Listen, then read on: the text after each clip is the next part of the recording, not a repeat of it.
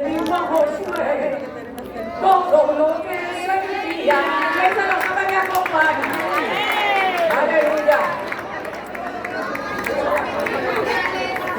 Había sido como va a grabar ahora. Dijo a Josué todo lo que sentía.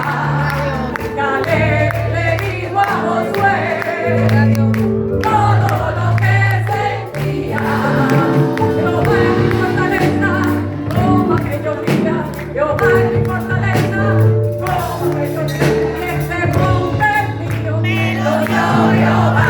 Este monte es tuyo, me lo dio Jehová. Este monte es tuyo, me lo dio Jehová. Este monte es tuyo, me lo dio Jehová. Caleb le dijo a Josué todo lo que sentía.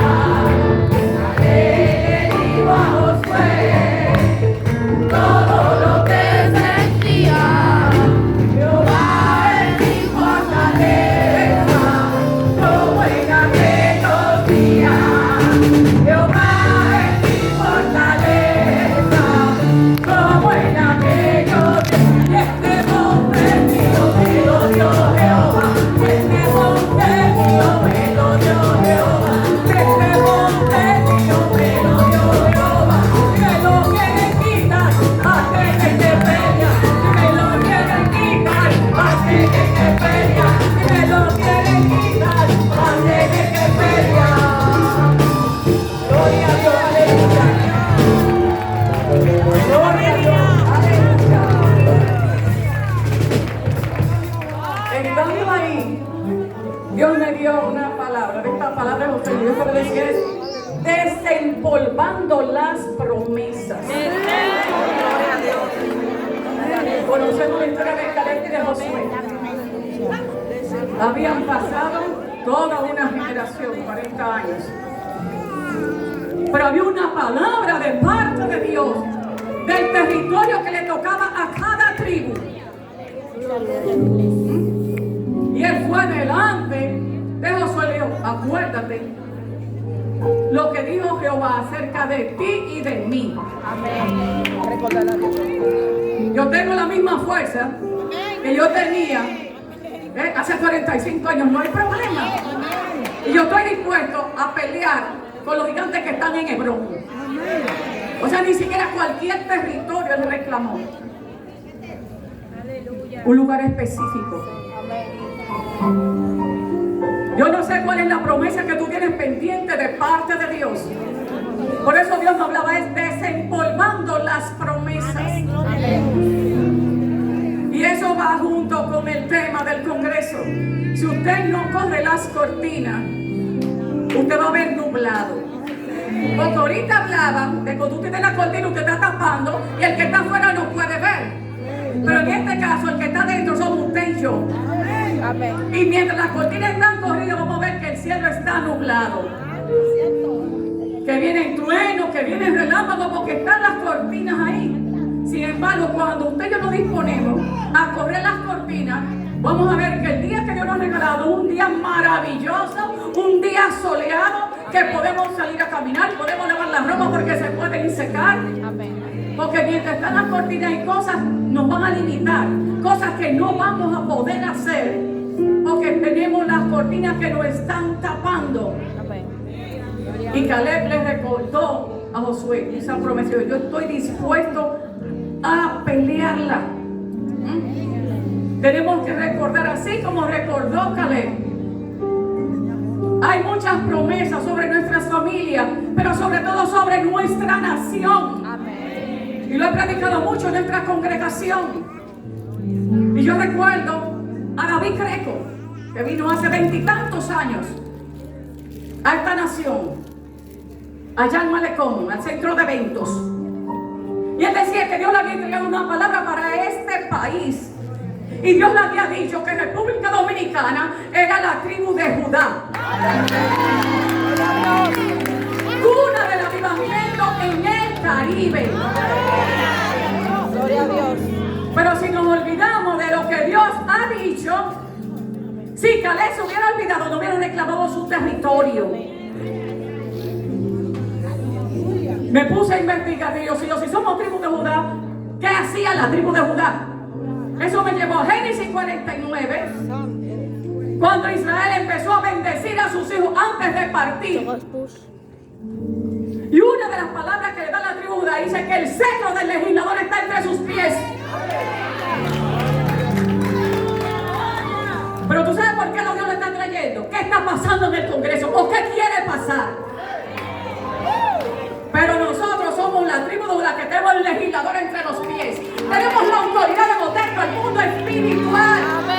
No tenemos que ir allá. Tenemos la autoridad de enviarle los misiles y declarar y establecer por la palabra. Señor, tú dijiste que somos la tribu de Judá. Tú dijiste que la vara del legislador está entre nuestros pies. Y que no le será quitado el cetro a Judá. Si nosotros no conocemos las promesas como hijos de Dios, el enemigo nos come con yuca. Nuestro legislador haría lo que le diera la gana. Pero usted y yo tenemos una palabra de parte de Dios. Y tenemos la autoridad de meternos al mundo espiritual.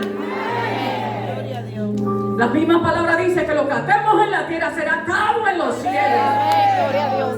Diariamente en la empresa nosotros hacemos el devocional antes de comenzar a trabajar.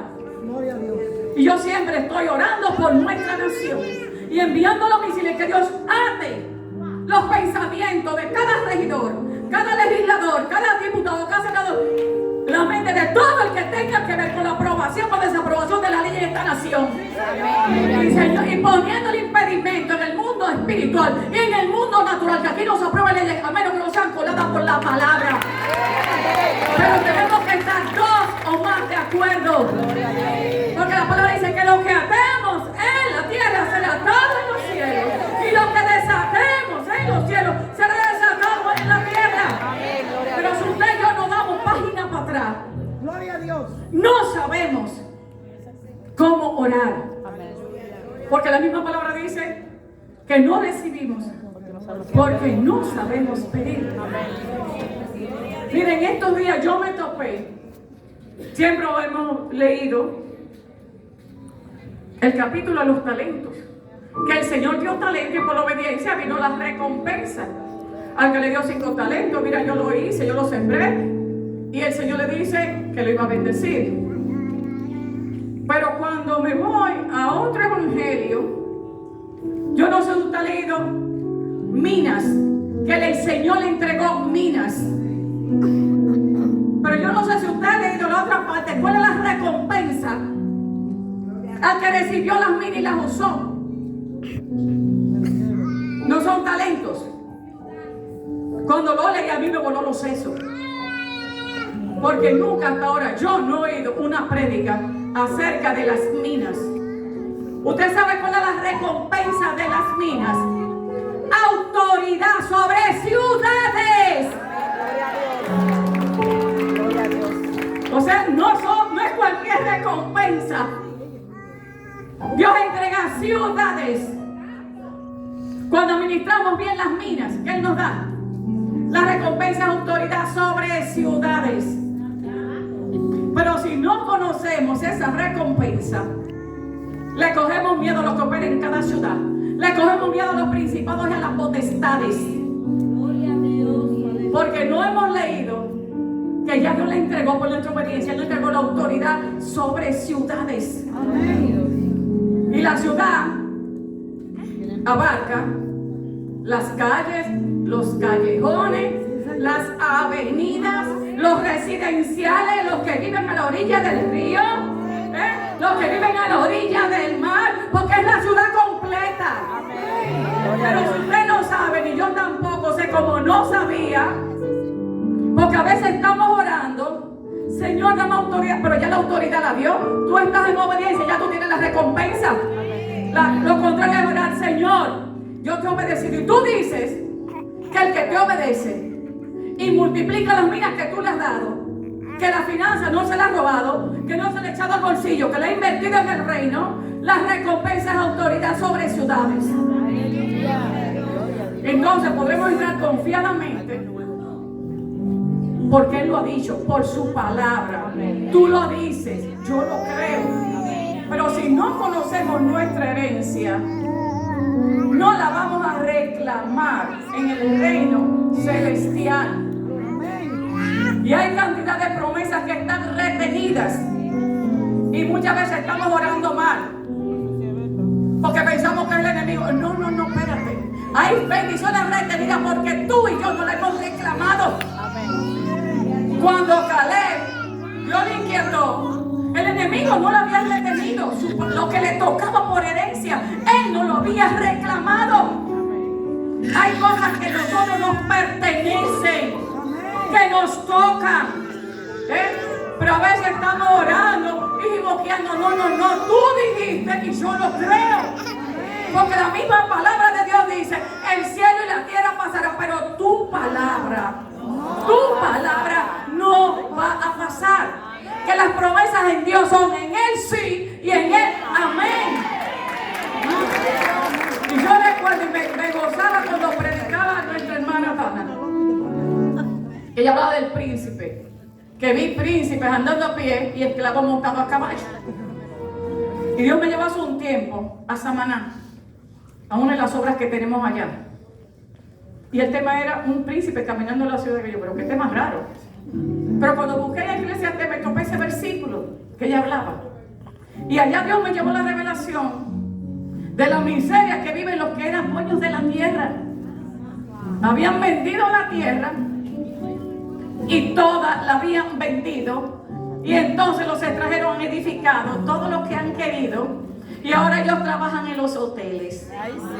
Y ahora ellos son los que limpian, ellos son los que trapean, son los mensajeros, cuando ellos eran los dueños de la tierra. Entonces, cuando usted no sabe lo que usted tiene en sus manos, lo que Dios le ha entregado, el enemigo trapea con usted y conmigo la capital completa. Como dice la palabra, mi pueblo pereció por falta de conocimiento. Y yo siempre digo a los hermanos allá, yo no necesito finanzas, porque mi padre, tu padre, es el dueño del oro y de la plata. Cuando los hijos quieren, ¿qué le dice al papá? Necesito, dame. Yo lo que necesito es que Dios me dé el permiso de usar las finanzas del reino, porque de Él son de mi padre. Cuando Él me da luz verde, yo no tengo que ver. Él me dio el permiso, yo me meto. Y como yo le decía, allá los hermanos me decían, pastora, ¿cuándo se va a ampliar la congregación? Y yo, cuando el semáforo de Jehová se ponga verde. Cuando Él se ponga verde, yo entro. Y esa vez le di un testimonio y le decía, mira, yo voy a la tienda y cuando veo algo que me interesa para la congregación, yo le digo al Señor, voy a pasar la tarjeta, tú la pagas, que para tu iglesia. Y di el testimonio. A las pocas semanas viene una profeta de Villamella. Y de un momento a otro, la predicación dio un giro de 180 grados. Pastora, yo no sé cuál es tu problema, yo no sé cuál es tu necesidad, pero yo veo muchos seres en el mundo espiritual. Pero dice Jehová que pase la tarjeta. Fíjense, comenzó la ampliación de la casa. Buscamos un ingeniero cristiano. Se llevó el dinero de la construcción. Pero ¿qué hizo Dios? Porque a los que amamos a Dios, todas las cosas van para bien. A veces no entendemos el mover de Dios. Había un ingeniero en la compañía. Fue y me supervisó la obra. Los obreros los contrató, perdió el precio. Chequeó la profundidad de las columnas. 0 centavos. Había que varillar el plato y empatarlo con el otro. Iba a ser 2 platos. Un hermano dice, yo tengo un vecino que es albañil. Él embarilló los 2 platos de la congregación. No tenía empleo y dijo, este es mi trabajo para Dios y yo no le puedo cobrar. Vino el electricista a hacer el presupuesto. Dijo, esos son como 170,000 pesos. Y yo, ¿cómo? No, yo no tengo cuarto. Y le digo yo a mi hermana, y hay un señor que es cristiano, que nos trabaja los problemas eléctricos de la empresa. Y yo lo llamé y le digo yo, varón, ¿cuánto le doy? Y dice, no, démele la comida a esa gente, esta es mi siembra para Dios, yo no le puedo cobrar. pintura, los hermanos de la casa fueron los que se encargaron de la pintura de la casa. Pero Dios quiere que usted y yo le creamos. Que caminemos por la palabra. Tú lo dijiste y yo lo creo. Porque cuando Caleb fue a Josué, primeramente fue a Moisés. Él le dijo, sí, es verdad que hay gigantes. Pero para nosotros son pan comido, no como dijeron nosotros 10 príncipes. ¿Por qué? Porque ellos compararon los gigantes, nosotros, con su tamaño, con su capacidad. Pero Caleb y Josué compararon los gigantes con el tamaño del Dios que lo había mandado y que había dado la promesa para conquistar el territorio. Él no se midía con los gigantes, él midía a los gigantes con la grandeza de Dios. Y por eso pudo reclamar su territorio. Y por eso él y Josué fueron los únicos que sobrevivieron. Los únicos que pudieron entrar a Canaán. O sea, fíjate lo importante de nuestro lenguaje. El lenguaje de los otros hizo desfallecer al pueblo y les impidió a ellos entrar a Canaán, a la tierra prometida. O sea, hay muchas cosas que no poseemos. No es el enemigo que tiene ni parte ni suerte cuando Dios dio un decreto. Hasta él tiene que obedecer. O sea, no es culpa de eso. Es de nosotros que tenemos promesas, tenemos territorios por conquistar. Pero estamos viendo los gigantes con nuestra capacidad. ¿Y cómo yo voy a poder? ¿Y cómo va a ser? Mira cómo está la droga, mira cómo está la delincuencia. A mí que me importa si Dios me manda, yo tengo fe. Porque es lo que dice la palabra. Todo lo que te hiciera la planta de tus pies será tu territorio. Entonces, en el territorio que usted y yo estamos, tenemos la autoridad de establecer el reino y el señorío de Dios. Amén. Pero a veces queremos salir corriendo donde vivimos por los problemas. Sin preguntarle a Dios si Dios quiere que yo salga o Dios me llevó porque yo eché el pleito en aquel lugar. Sí, porque el que tenemos la autoridad somos nosotros. Si estamos en obediencia a Dios, no hay problema. El que tiene que resolver es Dios. Amén. Yo recuerdo, fui a predicar un lugar. Cuando salí de ese lugar, yo sentí y la sierva que me acompañó, esa persecución. Y empezamos a cancelar y a cancelar. Eso fue domingo. El lunes, amanecer martes, 7 ladrones nos despertaron a mí y a mi esposo. Amordazaron a mi esposo. Yo me aferré de mi esposo como una cacata. Pero yo había predicado en el Salmo 31:15. En tus manos están mis tiempos.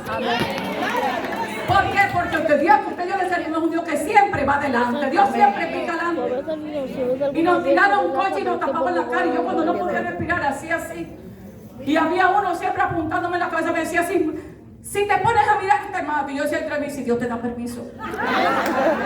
Y yo decía entre mí, mis tiempos están en la mano de Dios. Si tú puedes tumbarle la mano a Dios, tú me matas. Y yo decía, porque yo me cubro con la sangre del cordero. Y yo hacía en mi mentira. Y cada vez que él me decía, sí, mira, te mato. Y yo decía, pero entre mí, si Dios te da permiso. Dios te da permiso. Como la hora y pico le dije, Señor, yo tengo sueño, acabo de sacar, estoy cansada. Yo necesito descansar, sácalo ya. ¿Dónde está su cartera? Y yo, bueno, búscale la cena, porque yo no quería decirle. Y yo, está la tarjeta de crédito. Y yo no quiero que se le ocurra sacarme de mi casa, porque yo no he usado la tarjeta de crédito en ningún cajero. Y empecé ahora, cuando ellos bajaron, yo no sé qué fue lo que pasó. Ellos estaban todos los diezmos de la iglesia que yo no había sacado de la cartera. Ese dinero no fue tocado. Ellos dejaron la cartera abierta, revolteada. Yo no sé lo que Dios le hizo un rumor. Yo no sé lo que fue. Yo sé que los ladrones tuvieron que huir. Se fueron. A ver si no me entienden. Otro día saliendo a una actividad de la iglesia, llevando a mi hija a su casa, nos interceptó un carro con 4 atracadores armados. Cuando íbamos para Cuesta Hermosa, nos chocaba el vehículo, nos chocaba, él era un carro, otro jipeta, nos chocaba. Yo decía, Dios mío, guárdalo, pero esta gente tan borracha que manejaba así, cuando se pararon adelante, fue para trancarnos. Y ellos daban reversa y yo, Dios mío, tengo que dar reversa, pero era una loma con curva. Y yo, Señor, yo no veo. Señor, guárdanos. Señor, cúbrenos con tu sangre. En un momento el carro hizo así y se metió hacia allá, pero atrás había una entrada de una marquesina y Dios nos permitió. Yo no sé cómo, pero Dios nos sacó con mano fuerte. El que no entiende va a decir, ¿qué problema tiene la pastora? La primera vez fue cuando quisieron interceptarnos. Gloria a Dios. A veces, nada más ponemos los casos en la policía natural. Pero tú y yo tenemos un tribunal donde los jueces no se venden ni los abogados tampoco. Amén. Gloria a Dios. Y aunque hubo que se fue a la policía, yo levanté un caso en la corte de los cielos y nombré a Jesucristo como mi abogado defensor. Porque ese no se vende. Amén. Porque lo que dice la palabra, si pecamos, abogados tenemos. Amén. Si tenemos problemas, abogados tenemos. Amén. Yo fui a abrir un caso en la corte de los cielos, les quita mi vergüenza. Gloria a Dios. A los 15 días en Ciudad Nueva se metieron en una casa y lo agarró la policía. Y todavía el vehículo tenía todas las manchas blancas del vehículo mío, de la jipeta.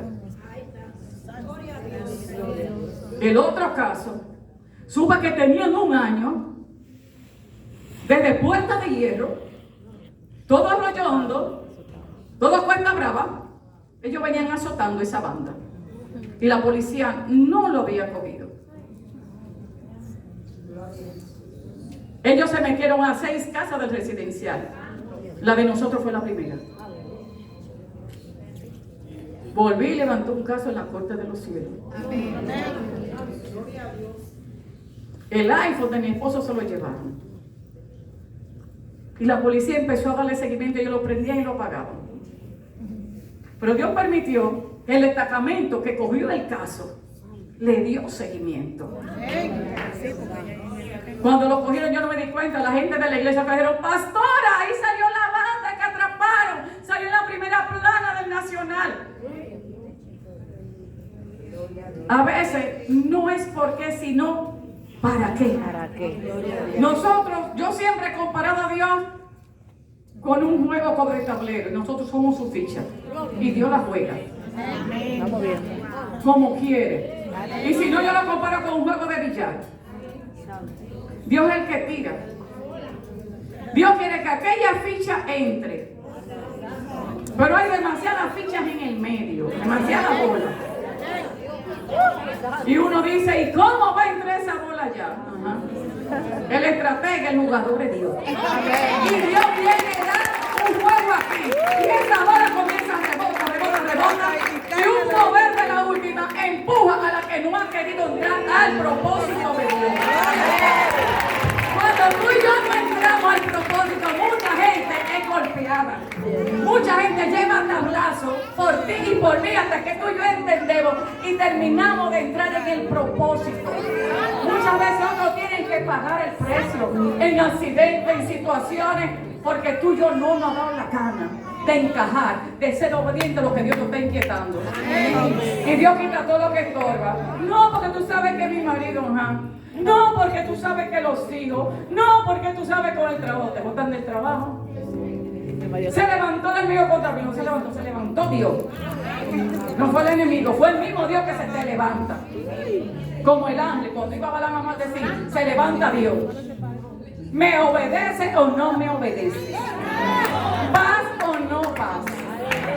Y otros tienen que ser afectados porque tú y yo no hemos decidido hacer la voluntad de Dios. Pero todo obra para bien. Y no es por casualidad, porque Dios, usted y yo le servimos un Dios de planes y de propósitos. En el otro congreso que se hizo en la iglesia de la pastora, era sábado, jueves en la noche, yo me bajé a coger una olla.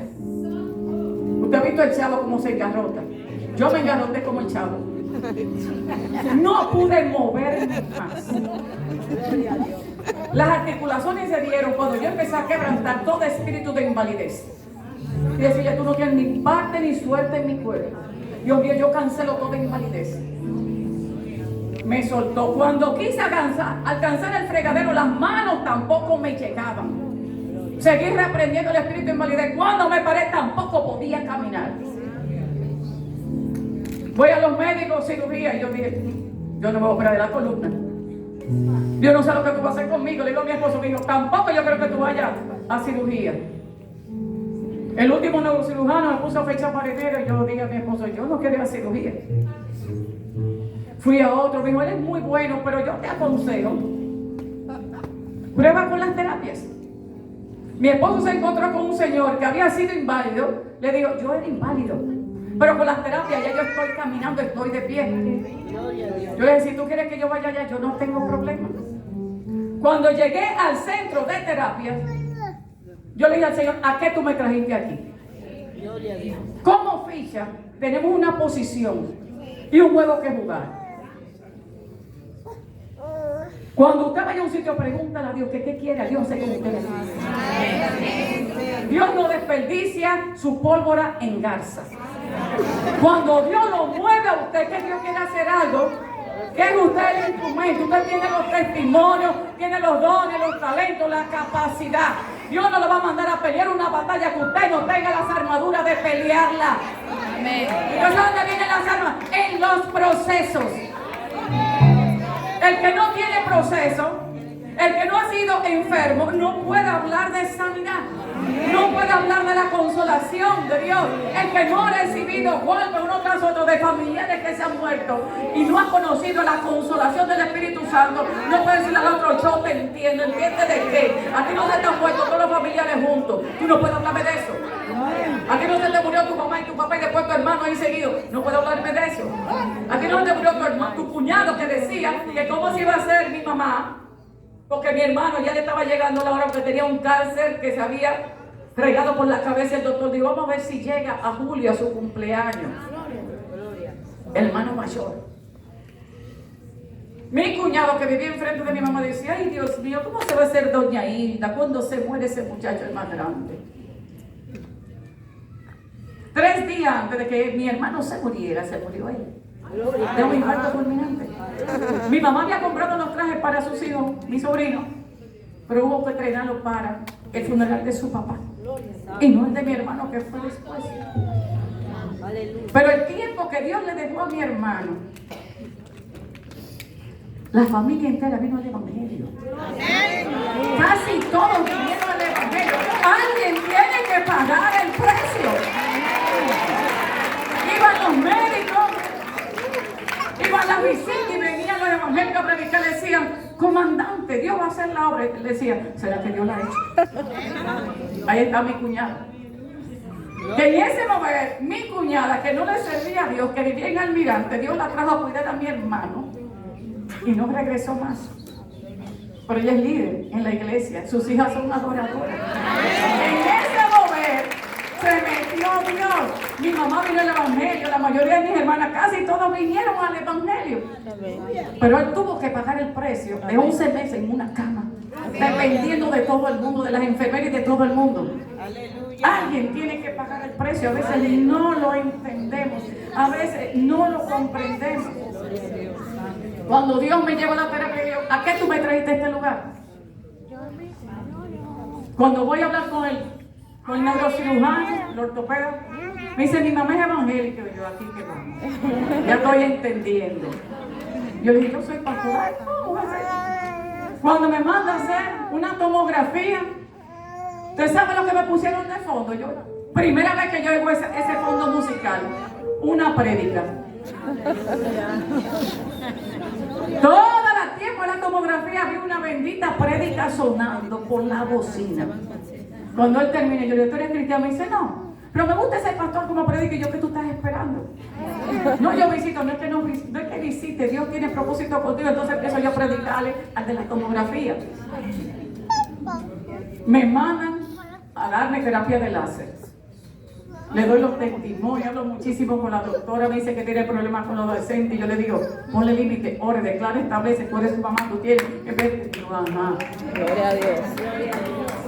Me siguen mandando, terminan los láser, me mandan, como dicen los muchachos, dale a los hierros. Empiezo por la bicicleta, digo, Dios mío, yo nunca aprendí a montar bicicleta, aquí el primer ejercicio, aunque es estacionaria, aquí estoy yo. Lo que yo nunca hice cuando muchacho lo estoy haciendo ahora después de estar montando bicicleta. Oye, pero mira cómo es. 5 minutos hacia adelante y 5 minutos hacia atrás. Calentamiento. Una de las terapeutas me dice que no se siente bien. Y yo, ¿qué te pasa, mija? No, porque tengo un sangrado, una situación de que tú tienes endometriosis. Sí. ¿Y cómo tú te llamas, Laura? Mi hija mayor se llama Laura y sufrió de endometriosis hasta que Dios hizo la obra. Esta muchacha se llama igual y tiene la misma situación. Y le digo yo, mira, mi hija mayor, ella también se llama Laura, pero Dios hizo la obra. Y la que no podía tener hijos, ya tiene hijos. Si tú te acercas a Dios, Dios puede hacer la obra, mija. Y yo, pero Dios mío, se llama Laura y tiene endometriosis. Porque cuando el enemigo quiso decirme que mi hija no, el médico decía que ella humanamente no podía tener hijos porque le quedaba un pedacito de ovario lleno de quiste. Ya había pasado por 4 cirugías. Salió embarazada y después el útero se cerró. Y cada vez que me decían si mi hija no tenía hijos, yo no, pero lo va a tener. Yo le decía al Señor, tú dices en tu palabra que en tu pueblo no hay estéril. Tú dices en tu palabra que los nietos son coronas de los abuelos. Yo estoy esperando que tú me corones con mis nietos. Y yo en casa fabricando el estéril en familia. Y volvemos que si usted no conoce la palabra, usted no va a saber cómo pelearla. ¿Cómo decirle no? Tú lo dijiste. Y yo lo creo. La que no podía tener hijos se tuvo que preparar para no tener más. Cada 4 años Dios resucitó el vientre y daba luz. Tiene 3, más uno que estamos criando son 4. Pero yo tuve que meterme al mundo espiritual. Decirle, tú lo dices en tu palabra. Yo estoy esperando que tú me corones con los hijos de mi hija. Tú dices en tu palabra, y ella es maestra de la Biblia, que ella te sirve, y tú dices que en tu pueblo no hay estéril. A veces usted que tiene que pelear las promesas de otros. Usted que conoce la Biblia, el que conoce la Biblia tiene que meterse a la brecha. A veces yo no voy a tener que meter la brecha por nuestro vecino, por nuestra comunidad, cuando el ambiente se revoltea. Ellos no tienen el conocimiento ni la autoridad en la palabra. Usted y yo tenemos la autoridad. Usted y yo conocemos la palabra. Hay cosas que nos toca a nosotros pelearlas. Y sobre todo cuando somos padres, tenemos la autoridad sobre los hijos. Tenemos autoridad en el mundo espiritual para hacerle cobertura, para que esos muchachos no vayan donde les dé la gana. Usted conoce la palabra y yo también. Pero no usamos la palabra muchas veces y no le ponemos límite a los estragos que el enemigo quiere hacer. Usted y yo tenemos la autoridad de hacer cerco, vallado y vallado de nuestros hijos, muro y contramuro, de nuestros maridos, de nuestra familia. Pues yo testifiqué, mi hijo se quería ir a La Vega a comprar unas piezas y que iba a poner un negocio de repuesto ahí en La Vega. Y yo, no me gusta esa área de la zona, eso es caliente, no te quiero poner negocio por ahí. Ah, no, ya yo compré el pasaje. Empecé a orar. Señor, yo no quiero eso. Señor, yo no lo quiero. Aleluya. 3 días antes, está junto con el Señor que se van de viaje. Ahí, en la calle de la Sirena, le Gustavo Mejía, dejaron la calle de una pila de arena. El carro hizo así, se subió en la pila de arena, bailó, chocó con un palo de luz. El palo de luz lo mandó a la pared le mandó a frente a la casa de la paella y los dos sin frente a la casa de la paella.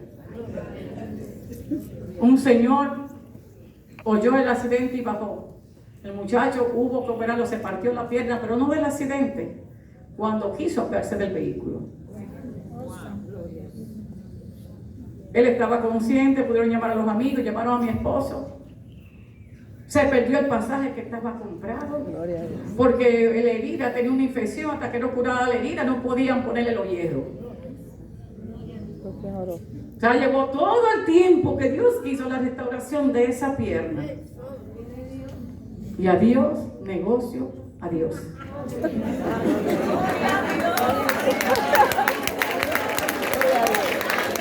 No, a veces nuestros hijos salen y nosotros, como me pasaba a mí, yo para ver el muchacho sentado en la que yo no conocía cómo orar. Se me cansó la mano. Y decirle, Espíritu Santo, donde quiera que esté, donde tiene el frente, que lo ponga de espalda, caliéntale la silla, haz lo que tú tengas que hacer y tráemelo. Cuando yo aprendí a orar, porque fue que me enseñaron, enviar a los misiles, que yo no tenía que estar allá, sino meterme al mundo espiritual. Y donde quiera que estuviera, que el Espíritu Santo le quitara el sueño, lo inquietara, que le diera sueño, que hiciera lo que tuviera que hacer y me trajera el muchacho a la casa. Ya dormí tranquila, porque aprendí a orar. Igual que con mi esposo, tuve que aprender a orar. Donde quiera que estuviera, Dios lo trajera. O sea, hay cosas que nos pertenecen. Pero como dice la palabra, mi pueblo pereció porque le faltó el conocimiento. Y entonces nos quejamos, vemos los problemas muy grandes, pero más grande es el Dios que el problema. Y en todas las cosas somos más que vencedores. Donde quiera que vayamos tenemos que hablar de la grandeza de Dios. Pero perdemos el tiempo hablando de nuestros problemas. Ay, que estamos cansados. Y cansamos la gente. Entonces dice la gente, pero ven acá.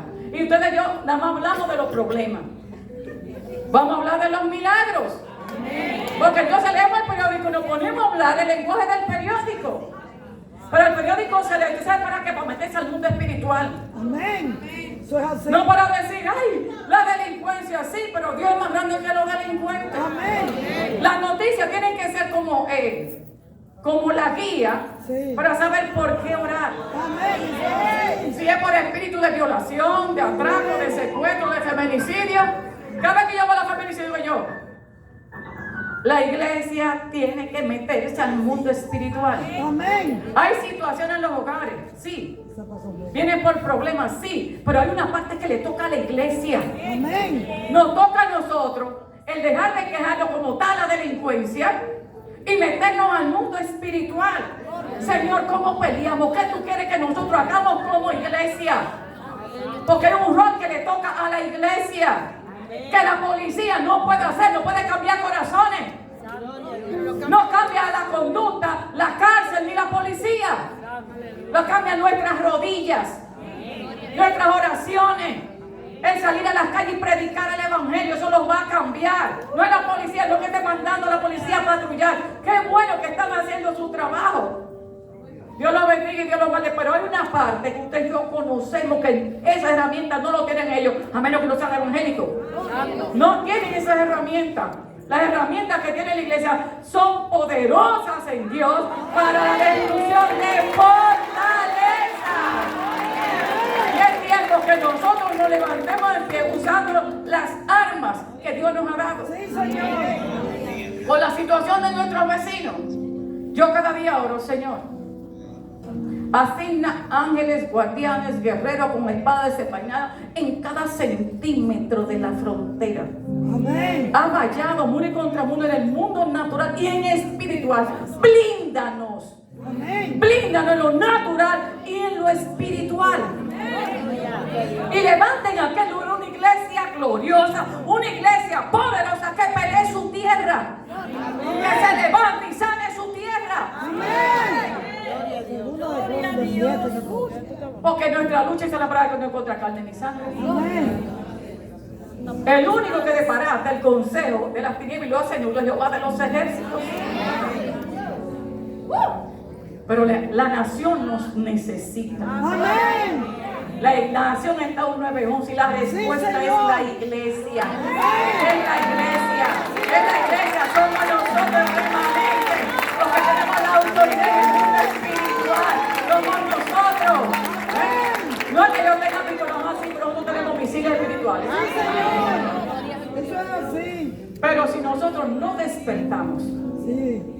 la iglesia tiene que entrar en un despertar. Amén. Y tomar su lugar en el diseño de Dios. En el diseño cada cual tiene un ministerio. Amén. Adoradores, maestros, pastores, apóstoles, los que predican, los evangelistas. Pero es necesario que la iglesia despierte. Amén. Predicando, me escuchen, no me vas a escuchar. Tú me dijiste que tengo que predicar la palabra. Así es. Voten el tratado, no lo voten. Tú me dijiste que tengo que repartir el tratado. Yo lo voy a hacer. Amén. Ya las iglesias no salen a las calles. Eso es así. Gloria a Dios. Tan finas. Que tenemos la autoridad para limpiar el mundo espiritual. Sí, Señor. En los hospitales y donde quiera. Hay que soltar la palabra. Hay que soltarla. Pero que entonces nada más nos quejamos. Y nos ponemos a meditar en los problemas que tenemos en ese día. Y nos pasa el huérfano, el necesitado, la viuda, el enfermo. Pero como estamos meditando en nuestra situación, el necesitado pasa por al lado. Y no le soltamos la palabra porque estamos enfocados en nuestra situación. Pero a medida que nosotros le trabajemos a Dios, Él se encargará de nosotros. Señor, yo te trabajo a ti, tú te encargas del resto. Sí, Señor. Pero hay que trabajar. Amén. La iglesia tenemos cada uno que despertar y ocupar el diseño. Si tu diseño es repartir el trato, tú no tienes que decir para que Dios te bendiga y punto. No tienes que ser evangelista, no tienes que conocerte la palabra. Vamos a decirle, Dios te bendiga. Amén. Así de sencillo, no hay que ir al instituto bíblico para que si Dios te puso, Él intercede. Amén. Si Dios te puso a buscar a los niños para la escuela bíblica, busca a los niños. Porque los niños que tú traes, tú estás fabricando que no sean unos delincuentes. Y si se meten ahí la palabra, dice que aun cuando fueren viejos, yo le digo porque es la experiencia que hemos tenido. La iglesia ya tiene 20 años. Pero se come, duró 4 años y medio en la marquesina, con niños, que las mamás no los mandaban, los cruzaban pero no iban. Los niños que crecieron son los bateristas, los adoradores, las mamás son pastoras, son copastoras, Aleluya. son el liderazgo de la congregación. Porque no es una cosa más fiel que un muchacho. Si el muchacho va para la iglesia, la mamá la va a dejar y va a tener que llevarlo. Los muchachos son fieles y llegan temprano. Y cuando hay escuela bíblica, si usted dice que tenemos dulce, que tenemos chocolate, llévame. Dale a la mamá y al papá, que van a tener que llevar a la iglesia. Lo demás, el Espíritu Santo seguirá dando las estrategias para uno seguir trabajando. Pero tenemos que ocupar nuestro lugar en el diseño de Dios. Hasta aquí mi parte, que Dios les siga bendiciendo.